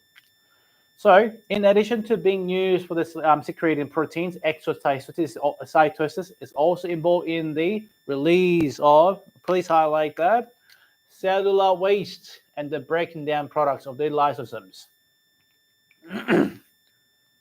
Actually, what is a lysosomes? Do you remember the function of the lysosomes? One of them like Cell death. digestive. Digestive food. So when the cell decided to destruct itself, it's actually called the lysosomes. I call it like it's a destructor or killer. Okay, so they kind of rupture the cell. Means that you get a lot of the byproduct of the kind of rubbish or kind of dead bodies of the cells too, and then this comes out of the other cells too. This is where we use the exocytosis. Okay, again, you need to know the functions of these cell organelles. Yeah, because you will get a test about it later on too. Excuse me. Okay, and then the food and the foreign methods to digest them with the aid of the lysosomes too. So after that, waste product of the digestions are released by the exocytosis too. So remember this, we're still learning about some different type of transportations in your transport in your body, passive transport, active transport, exocytosis. Depends what you have. If you have something small, something inorganic, something not polar, you simply go through a simple diffusion easily. Something a little bigger than that, ions, charged, maybe go through the facilitated or even for the active transport. Amino acids, something bigger and bulky and chunky, that means they probably need to do like some transported by endocytosis too. Remember those when our body decided to use which transportation ways too. Okay, same as you're getting something from your puzzle from your I don't know, Amazon.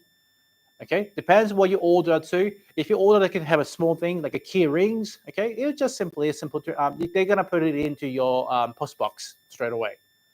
Okay, but if you order bulky thing, if you order like I don't know who to do that, but refrigerator, for example, they need to call a truck, and they need to call the people to move that truck, to move that refrigerator to your place.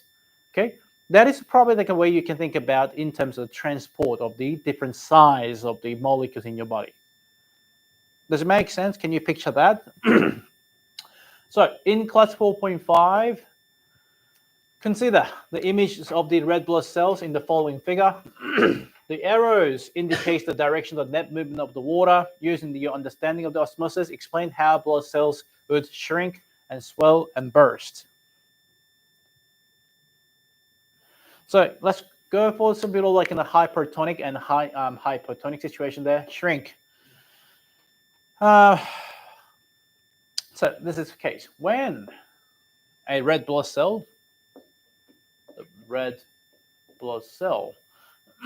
are placed in a hypertonic solutions. Remember the hyper means a lot, so I mean higher solute concentrations. Solute concentration compared to inner concentration. The way you can understand the hypertonic is you simply have a greater concentration than your body. Okay, well, we have a hyper, there's something the hyper outside. This is how you can remember about hypertonic solutions too. This means what? We have a greater concentration outer shell. Oh, sorry, outer cell. This induced that water transport from where to where? From low concentration to the high concentration of the solute. Let's specify the concentration in this case here. As a result, As a result of that, the blood cells will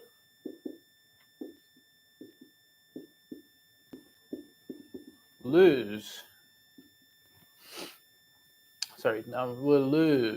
the water,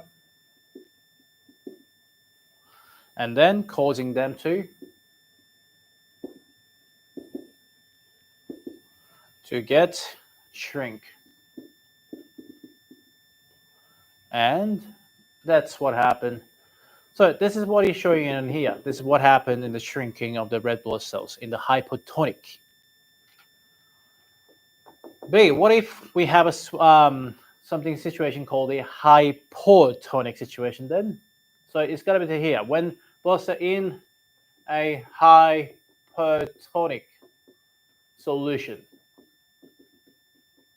So hypotonic as in like lower solute concentration. Then the out lower concentration outside, then inner concentration. In this case here, according to the osmosis, water migrates or like it moved or transported to the high concentrated solute environment, leading them to what? As a result, the blood cell, as we have a greater concentration inside the blood cell, we will get swelling, get the swelling,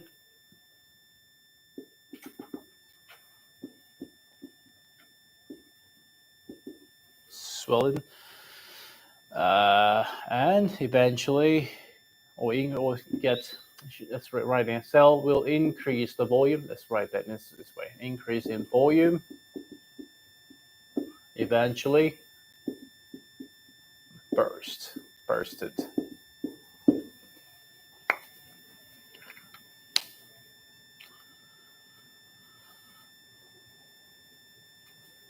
Okay, so that's what happened in this situation there in terms of the hypo and hypertonic solutions. So when you have the ideal concentration, we call it isotonic. This is something that we are good to exchange the water, but it doesn't really causing that shrink or the burst of the cells in that case. Okay, question 2. We talked about chemical input factors too. All right. Could you answer the question 2, please? How the cell members involved in each process listed below. Provide an example use of each. So give you the again the template of a table that you can use to fill up. That is, we have endocytosis.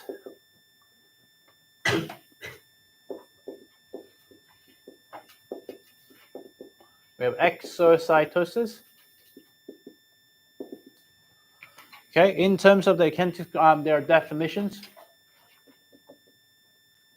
or description, I should say, description of what they are, and you can talk about cell membrane involvement.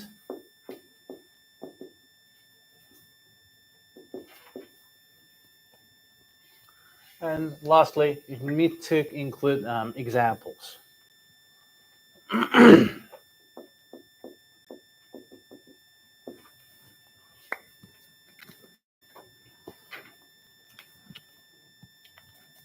Give you about 5 minutes to fill it up, and we're going to go through the answers together.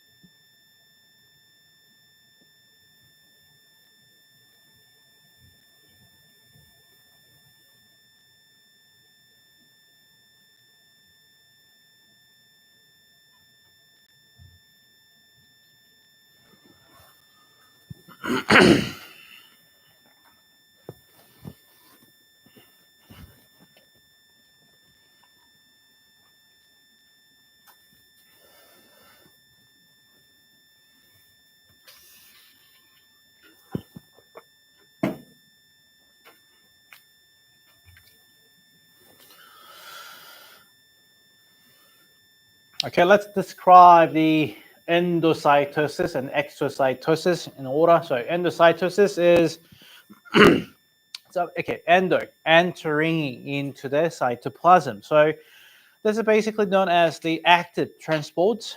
So like some sort of like it's cellular process.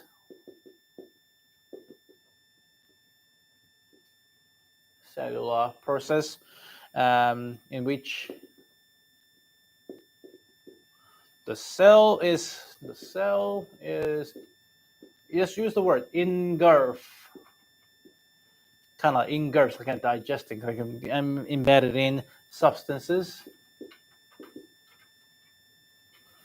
from its external environment by enclosing them in a vesicle.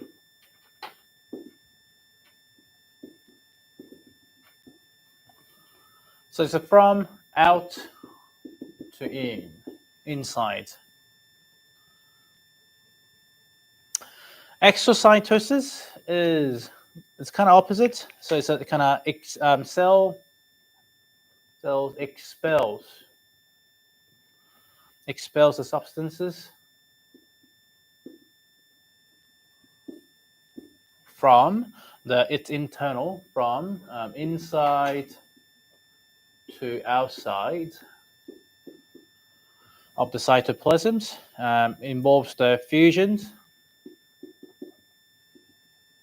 of the vesicles containing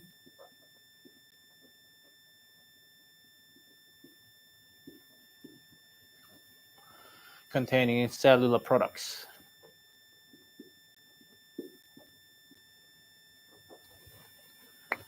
And within the cell membrane, okay, I just write it there. Yeah, within the cell membrane. So what I mean by the fusion is from that vesicles that we had inside, it would get added, kind of fused into, like kind of combined with the actual cell membranes. They try to go out. So therefore, forming within the cell membrane, it kind of comes out as a vesicle from the vesicles to those. Cell membrane involvement. So how does cell membrane get involved? For the endocytosis, it's around the substance. So it's basically a formation of vesicles, and this requires requiring the energy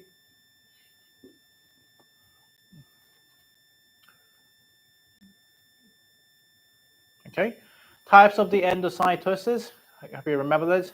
Phagocytosis.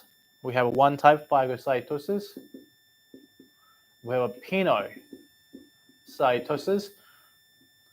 Phago isn't like it's kind of absorbing every things, the substance as a whole, like without much of the water or this liquid. Pinocytosis is kind of absorbing everything all together. And we have inside of pinocytosis, we also have something known as receptor mediated pinocytosis as well. For the exocytosis, the expel the move. So it's basically expel of the substance by fusion of the vesicle into the cell membrane.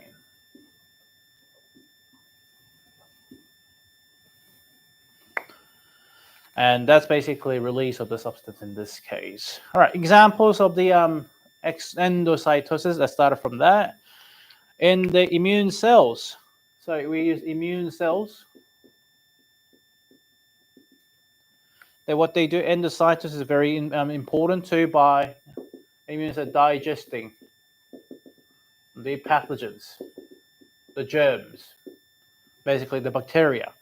So what they do, they are phagocyting. They're eating that cell. They're eating that pathogens so that they can protect yourself from those germs or the bacteria or the viruses even too. Okay. Another example was the lysosomes too, but that's more related to exocytosis. Or let's have a think about here. I give you a new example. Something we have. It's my special field too. Neurotransmitters. They're basically are released by the exocytosis. Neurotransmitter, we're going to probably talk about it a bit later when we're talking about the nervous system too. But in between neurons and neurons, it's called the synapse. They're releasing the neurotransmitters, and they're released by the forms of exocytosis too. Okay, so that's something that we can use as an example for endo and exocytosis in this case.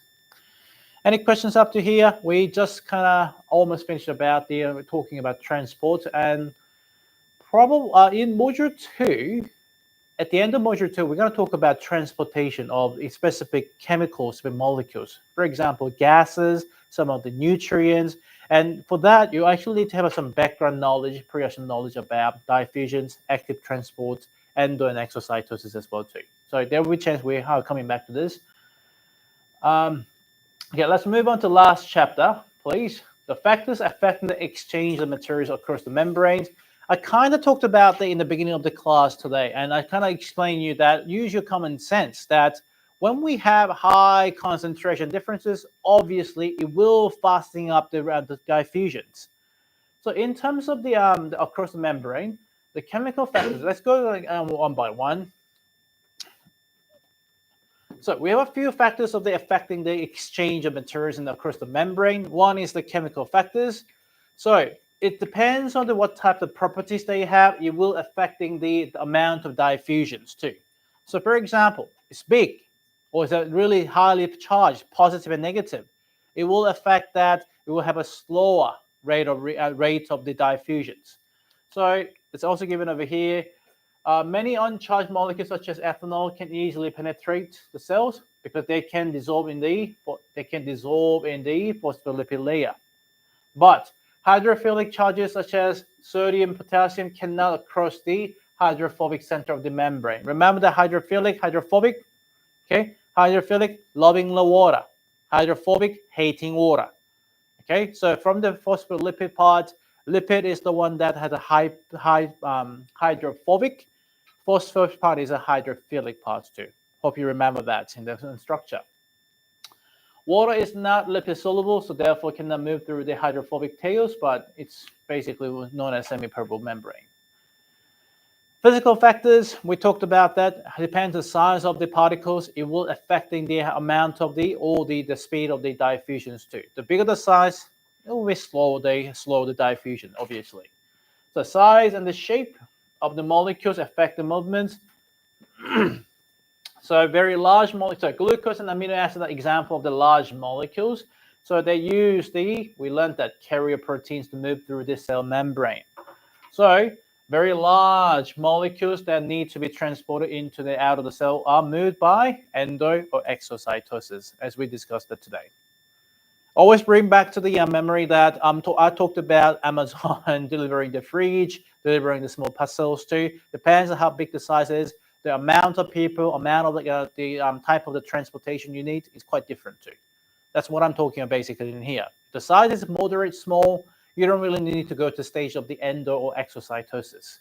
They can simply need something known as carrier protein. And also remember that carrier protein can carry the bigger size than the channel protein too. Concentration gradient, yes, we talked about that too. Higher concentration will move that the transportation faster too. So it's basically obvious, kind of obvious. What I want to focus is next page 121, please. We also need to consider about something known as surface area to volume. Highlight that. You will see that until you finish your HSC.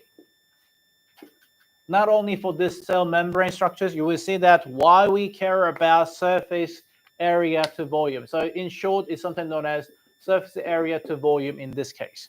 That shows the surface area to volume. So let us consider about here. Having the larger cell, larger like surface area means this is a larger surface area. Okay, means that larger cells have the greater metabolic needs. So as they need to maintain the size, this means that they need to exchange more nutrients and waste in their environment. Okay, but the size of the cell increases means that surface area to volume ratio of the cell decreases too. Remember this, size getting increased, then surface area to volume get decreased. Let's have a go through some example in this case here. We're given two situations here. One is the surface area of the 6 millimeters. So to find the surface area, you find the area of the rectangles or the area of the square times 6. That's how you find the surface area. Volume is the bottom, the base times width times the height that you get the volume to. As you increase the size of surface area, it's actually the volume is getting decreased. Okay, something that you have to understand in here. As the size is getting bigger, the surface area to volume ratio is getting decreased, and this is something that not so good, because the ratio is determining the efficiency. And this is the reason why you don't really carry huge size of the body cells. Every single cell that you have is a tiny little too. This is why we use a microscope to look at them too. And sometimes if you think about it, carrying the small size of cell means that increase the area, the surface area to the volume ratio. That will means that you has a better efficiency to exchange the nutrients. Do you see? Let's see what I mean by the next page. This is okay. So carrying the smaller surface area to volume is good for the cell compartmentalizations. Means that they will have organelles to have the right conditions and the concentration enzymes, so they can maintain the good balance of the enzymes and the good coordination of the organelles inside. And also allow them, especially eukaryotic cells, that we have reduced the amount of exchange. And that's something that's very important. Guys, I want you to think about the situation that you have a mobile phone. Okay, let's say, I don't know, like the phones, the iPhone 15, is it new? Okay, compared it to the Samsung, let's not use the brand name. Okay, we have two phones, same size, but it's probably having like bigger capacity of the battery there too. Now, having the it looked like, oh, it carries a greater capacity of the battery, so it looks good. But because it has a larger screen size with a bigger battery pack, it might consume that battery really quick. So even though it's big, in terms of its efficiency, it's not that good, because it still needs to exchange that electrical power quite fast. Compared to, we have a small compact size. I hope do you guys remember, like we used to have a really small size in mobile phones, used to, okay? The battery size is again a little tiny too. That's a Nokia phone, by the way. That Nokia phone goes for like a week without charging it. Nowadays, if you're using iPhones or any smartphones, does it go for like a day or two? Maybe not. Okay, maybe two. But after 2 days, you get kind of flat. It doesn't go for a week because you're constantly using it too. So that's probably the way you can think about the surface area to the volume. The bigger the size means it looks good. Yeah. So iPhone Pro compared to iPhone, it looks good. But it has a greater battery capacity, but you consume the energy really quickly. Same in here. Bigger the size of the cell means that it reduces the surface area to the volume ratio. It means that it decreases the efficiency. Therefore, it needs more energy. It takes more energy as well too. Does it make sense? So your body is therefore kind of evolved in that way to minimizing the size of the cells or increase the surface area to the volume in this reason why. So this is why we are having kind of flattened shape of the cell as well too. Think about it here. These two, three, all having the similar surface area. I mean, say having all volumes, same volumes. Can you see that? Having all same volumes, but because of their flattened shape, you're seeing that the most flattened shape would have the greatest surface area. This means it will have the greatest surface area to the volume. Remember that surface area to the volume, higher the surface area to the volume ratio means greater the efficiency.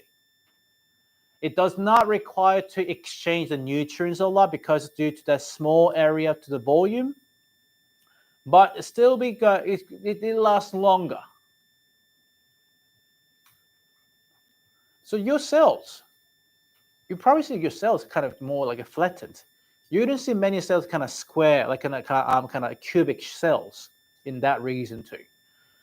That also will describe in the next page, some extensions and everything, flattened cells.